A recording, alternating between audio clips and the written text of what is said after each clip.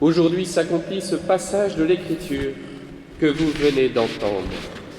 Il faut s'imaginer, mes frères bien-aimés, Jésus revenir dans son village d'origine avec la belle réputation qui l'a précédé. Il est au milieu de ceux qui l'ont connu tout jeune, comme chaque samedi, jour de sabbat. Il allait à la synagogue, et voilà qu'il se lève pour faire la lecture, et après ce beau passage d'Isaïe annonçant le prophète, il dit « Aujourd'hui s'accomplit ce passage de l'Écriture que vous venez d'entendre. » Je pense que dans l'assistance, beaucoup ont dû se dire qu'il était orgueilleux de dire cela comme commentaire de ce passage de l'Écriture. D'un premier abord, c'est ce que nous pouvons penser.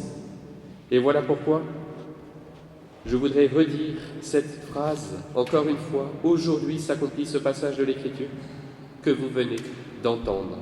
Parce que c'est la réalité d'aujourd'hui, mes frères bien-aimés. En ce dimanche 26 janvier 2025, aujourd'hui s'accomplit ce passage de l'Écriture. L'Esprit du Seigneur est sur moi, parce qu'il m'a consacré par l'onction. Il m'a envoyé porter la bonne nouvelle aux pauvres. Ce que je dis aujourd'hui, mes frères bien-aimés, nous devons tous pouvoir le dire. Nous devrions tous le reprononcer, cette parole, toute cette journée et toute cette semaine, pour nous en imprégner vraiment, parce que c'est cette réalité. La parole de Dieu est vivante et agissante. Aussi, mes frères bien-aimés, je voudrais revenir sur ce passage de l'Évangile qui revient lui-même sur le passage du prophète Isaïe. Parce que nous avons tous reçu l'onction. Nous avons été consacrés par l'onction du Seigneur le jour de notre baptême. Nous avons reçu cette onction du Saint-Crème. Et c'est pour cela que nous sommes ici, mes frères bien-aimés, pour vivre de notre baptême, de cette onction que nous avons reçue. Recevoir l'onction, être oint, c'est être Messie, c'est être Christ, parce que Messie veut dire celui qui a reçu l'onction en araméen, et en grec cela se dit Christ. Le jour de notre baptême, nous avons été configurés au Christ, nous sommes christifiés, et nous devons vraiment vivre comme tels. C'est ce qui fait toute la différence entre l'orgueil et la réalité que nous devons vivre, mes frères bien-aimés. Dans cet évangile, ce qui fait la différence, c'est que l'Esprit nous a consacrés par l'onction et il nous a envoyés en mission. Non pas pour nos qualités propres, mais parce que le Seigneur nous a choisis pour une mission. Chacun la nôtre, et nous devons la vivre. Il ne faut pas avoir cette fausse modestie de dire « moi je ne sers pas à grand-chose, moi vous savez, je suis très humble, je suis très pauvre. » Non, l'Esprit nous choisit tous, nous avons tous une mission et nous devons tous l'accomplir. D'où l'importance de pouvoir toujours transformer notre manière de voir les choses. À Nazareth, ils ont vu le Jésus qu'ils connaissaient et ils se sont arrêtés là. Et ils se sont dit, mais qui est-il, lui qui a grandi parmi nous, pour dire cela, malgré la bonne réputation qu'il a eue autour de nous.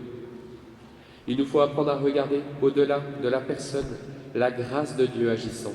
Au-delà de ses qualités et de ses défauts. C'est difficile, mes frères bien-aimés, quand nous vivons dans un village et que nous connaissons la personne depuis son arrière-grand-père. Et de se dire, mais lui, il n'est rien. Qui est-il? C'est le fils du charpentier. On le connaît. Et ils n'ont pas voulu voir ce que Dieu voulait à travers lui. Cela vaut pour nous, mes frères bien-aimés, et cela vaut pour notre regard sur les autres. Cela vaut pour nous, c'est-à-dire que le Seigneur nous a donné une mission. Et pour cela, il nous a donné la grâce nécessaire pour l'accomplir. Il est difficile d'être chrétien dans le monde d'aujourd'hui. C'est difficile de se dire cette exigence que nous avons et que le monde souvent nous rappelle. Nous devons être bons, nous devons pardonner à nos ennemis. Il y a beaucoup de choses que l'on ne peut pas faire parce que le Seigneur nous dit que c'est mauvais pour nous et pour les autres aussi, mais eux, ils ne respectent pas. C'est difficile et c'est exigeant d'être chrétien, c'est un bel idéal, mais le Seigneur nous donne cette grâce pour l'accomplir. Voilà pourquoi il ne faut jamais sous-estimer notre vocation à la sainteté. La sainteté n'est pas réservée à certains qui ont choisi de manière un petit peu plus exigeante de suivre le Christ. Non, elle est destinée à tous ceux qui sont baptisés et tout le monde sur la terre est fait pour être baptisé. Et si le Seigneur nous confie une mission, c'est pour l'accomplir.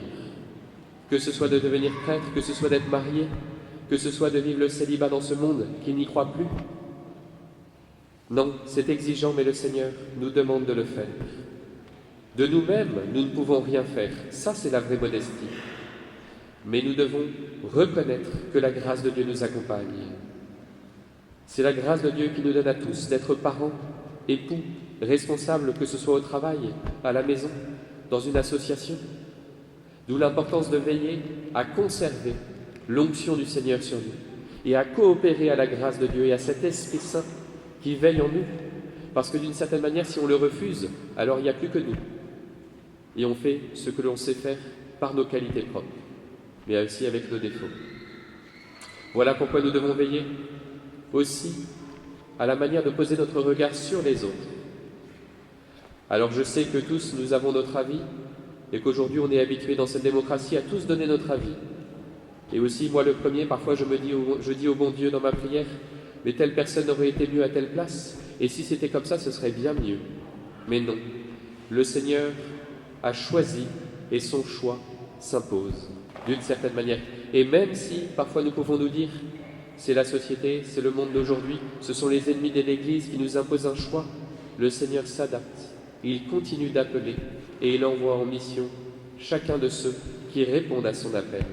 Et il donne la grâce d'État de vivre le moment. Voilà pourquoi, eh bien, nous ne pouvons jamais dire que la grâce ne nous accompagne pas. Cette grâce d'État, mes frères bien-aimés, il faut la rappeler souvent, parce que c'est ce qui nous donne de pouvoir le vivre et c'est ce qui nous donne de pouvoir aussi accepter la responsabilité de ceux qui sont au-dessus de nous, malgré leurs faiblesses. Et je le dis particulièrement aux familles, il faut bien garder à l'esprit que vous avez reçu la grâce de votre état. Vous, parents, vous avez reçu l'onction, la grâce aussi du sacrement de mariage pour vous soutenir l'un l'autre en tant qu'époux et pour être les parents de vos enfants.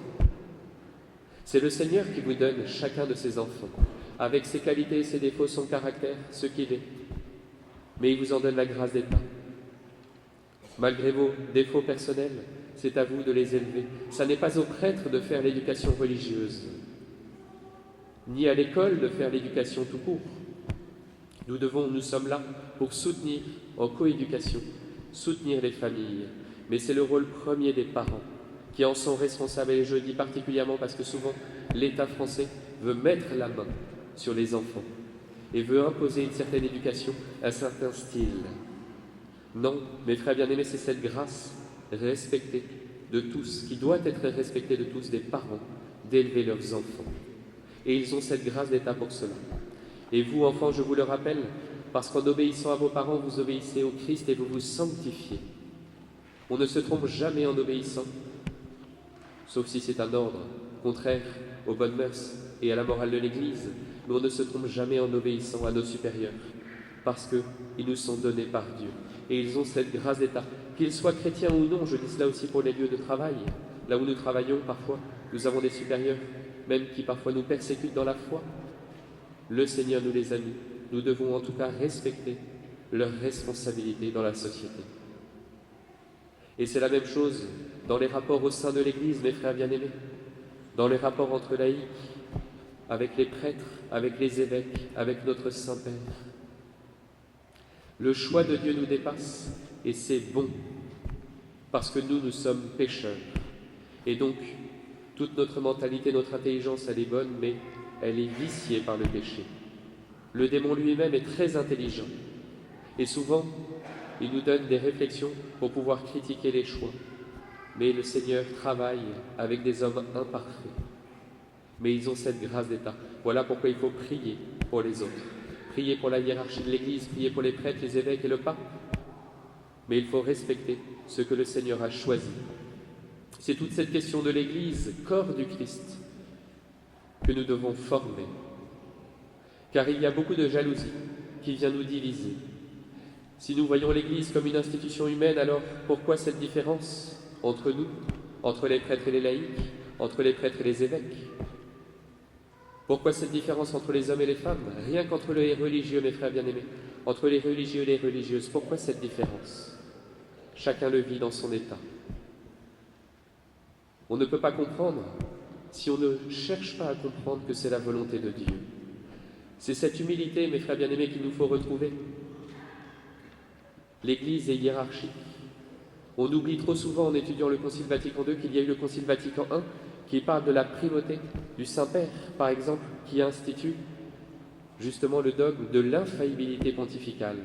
Et comme ce concile a été stoppé par la haine des hommes, par la guerre en Italie, par tous ces événements, les nationalismes, la franc-maçonnerie, eh bien, il a fallu en refaire un second. C'est la volonté de Dieu, mes frères bien-aimés, et comment oser croire que notre Seigneur Jésus-Christ n'avait pas la liberté de constituer son Église? Quel orgueil de notre part de penser que quand il a choisi 12 disciples hommes, c'est pour tenir compte des spécificités de l'époque. Il était libre, et l'Évangile, rien que l'Évangile d'aujourd'hui, nous le montre très bien, parce qu'il était capable de dire des choses qui ont fait que finalement il a été crucifié.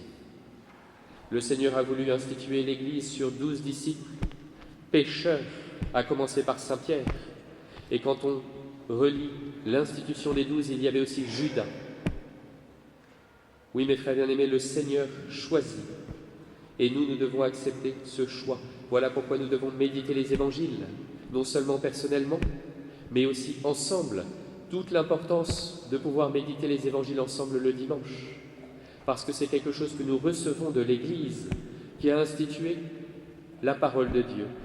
Le début de cet évangile est très étonnant, mais il nous montre que beaucoup ont entrepris d'écrire la vie du Christ. Il n'y en a que 4 qui ont été sélectionnés.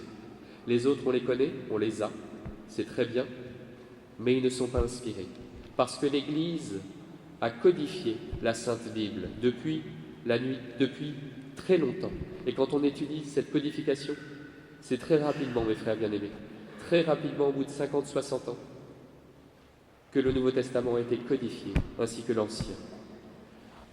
Nous recevons toute cette grâce de la Sainte Église, mes frères bien-aimés, qui a la grâce d'État. Nous allons le répéter dans le credo. Je crois en l'Église une, sainte, catholique et apostolique. Cette Église, nous la recevons, et nous en sommes membres. L'Église est notre mère, on ne juge pas sa mère, on l'aime. Et on prie pour elle. Et vous voyez, il est important que quand nous parlions de l'Église, nous parlions de nous, et non pas de quelque chose qui nous est étranger, pour critiquer. Nous en faisons partie, comme les pierres qui relient entre elles, constituent cette Église autour de nous. Nous sommes chacun un membre de cette Église, à la fois tous les baptisés de la terre, mais aussi du ciel qui nous ont précédés. Nous formons cette Église qui est ancrée sur la terre. Et c'est le but de l'Église d'être sur cette terre, la présence de Dieu, mais qui s'élève vers le ciel comme les clochers de nos villages, pour nous rappeler notre destination. Alors mes frères bien-aimés, n'ayons pas peur de comprendre, de demander au Seigneur de comprendre ce mystère de l'Église, de ce corps que nous sommes appelés à former ensemble, chacun à notre place, parce qu'aujourd'hui certains veulent prendre la place des autres, tout le monde veut prendre la place de l'autre. C'est toujours plus vert à côté, et on sera toujours meilleur. C'est sûr que si on regarde les compétences, on peut tout remettre en cause, mais il faut regarder la grâce d'État que le Seigneur a choisie. Mes frères bien-aimés, demandons cette grâce, comme Sainte Thérèse de l'Enfant Jésus qui disait elle-même que dans le cœur de l'Église, elle doit être l'amour, de trouver notre place d'aujourd'hui, parce que cela peut changer, tout comme les services dans une paroisse peuvent changer, tout comme les prêtres changent. Il n'y a pas d'annonce à travers cet évangile et cette homélie. Mais vous voyez, mes frères bien-aimés, nous devons accepter que le Seigneur dirige son Église parce que dans le corps, il est la tête. Et ça, bien souvent, tout le monde veut être à la tête de l'Église. Mais nous sommes une hiérarchie inversée, parce qu'un des titres du pape, c'est d'être serviteur des serviteurs de Dieu. Nous sommes une hiérarchie de service. Alors avant de pouvoir essayer de dire « je veux la place d'un tel » ou « je pense qu'il faudrait faire telle chose », prions et trouvons notre place dans le service de l'Église, concret, parce que c'est un service concret que le Seigneur, il nous a envoyé porter la bonne nouvelle aux pauvres matériellement, et vous serez sollicités à la fin de cette messe, notamment pour les lépreux. Il nous a aussi envoyé pour les pauvres, humainement, ceux qui n'ont pas eu la grâce d'être entourés et qui ont besoin justement d'amitié, de chaleur, de charité, d'être considérés dans cette société. Mais aussi les pauvres spirituellement qui n'ont pas reçu la bonne nouvelle de la foi. Annoncer la bonne nouvelle de l'Évangile, libérer les captifs à la fois dans nos prisons, de pouvoir les préparer à la réinsertion et au pardon, parce que la société ne pardonne plus, mais aussi les captifs du péché, parce que si nous ne passons pas par la miséricorde de Dieu, par le confessionnal, nous sommes toujours tenus captifs par le péché. Dieu seul peut nous en libérer. Aux aveugles, qui ne voient pas la réalité, et souvent nous sommes aveugles, même dans l'Église, mes frères bien-aimés, sur l'œuvre de Dieu. Que nous puissions, mes frères bien-aimés, au cours de cette Eucharistie, demander cette grâce de la lucidité, que le Seigneur nous rappelle que nous sommes consacrés, nous sommes tous consacrés par l'onction, qu'il nous rappelle notre mission et qui nous donne la force de pouvoir l'accomplir dans ce monde qui en a tant besoin. Oui, mes frères bien-aimés, aujourd'hui s'accomplit ce passage de l'Écriture que vous venez d'entendre.